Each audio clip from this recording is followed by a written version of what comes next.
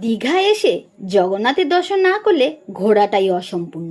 সমুদ্রের শহরে ভক্তির শান্তি, মন শান্ত করার জন্য এই জায়গাটা যথেষ্ট। দীঘার এখন সবচেয়ে সুন্দর অনুভূতি। জয় জগন্নাথ। আজকের সন্ধ্যাটা কাটালাম মন্দিরেই। ভিড়ের মাঝেও এখানে আলাদা শান্তি আছে।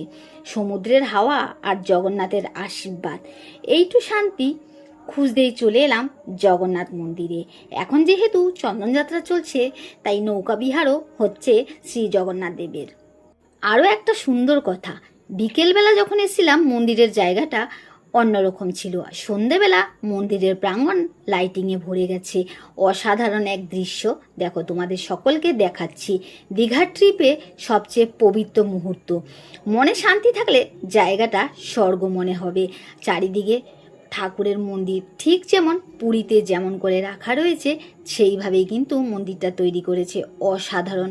আর প্রতিটা মন্দিরের কোনায় কোনায় রয়েছে ঠাকুরের বিগ্রহ। আর মন্দিরের দ্বার গেট দিয়ে ক্যামেরা অ্যালাউ নেই যেহেতু, তাই ভিডিওটা এখানেই শেষ করছি।